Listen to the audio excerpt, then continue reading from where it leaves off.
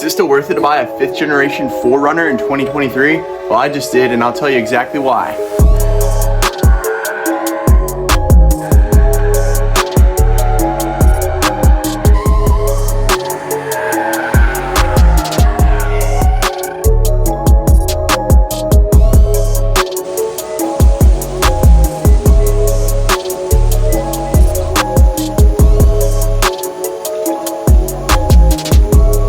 So I'll start by saying I'm really good at buying cars on their last generation year. This generation, the 5th gen 4Runner, is probably gonna go out in the next year or two. The Velocitron, as we all know, they killed that thing about a year after I bought it. I think you should still consider this 5th gen 4Runner though, because it's old. It's the oldest new car you can buy. It sounds weird, right? But hear me out. Motor in this car, the 1GR FE, 270 horsepower, 278 pound-feet of torque.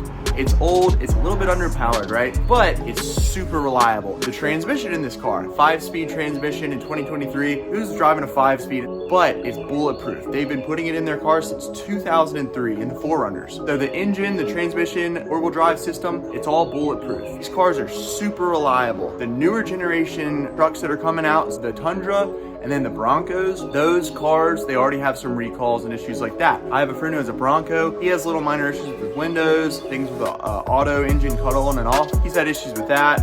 He has another issue where the transmission jolts really bad when he puts it into gear. I know a guy who's a service advisor for Toyota in California. He was telling me how the new Tundra has all these recalls and people are bringing it in for all these issues. So they're still good vehicles, but it's because they're new generation technology. That means that all the little kinks and issues are not worked out yet. They've been making this transmission, this engine, the four-wheel drive system, a lot of the components on this car for a long time. As many of the issues as possible have been worked out of this last generation 4Runner. That was the biggest reason why I wanted to buy this car. It's super reliable. Number 2, even though this car's been in production for a long time, they still make a really good looking car.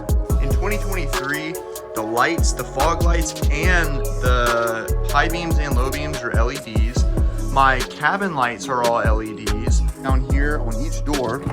So those lights there are all LEDs. The lights in the trunk are all LEDs. The color's pretty. It looks modern and very aggressive from the front end. And you can still put a bunch of off-road parts on this car because there's so much for the platform already out there on the market. This being the oldest new car you can buy, I think it's still worth considering and buying like I did. It is tried and true. We know that it's going to be durable and it's going to last. I plan on getting as many hundreds of thousands of miles out of this thing and a lot of off-road fun as I can. I was at UARA here in North Carolina last week.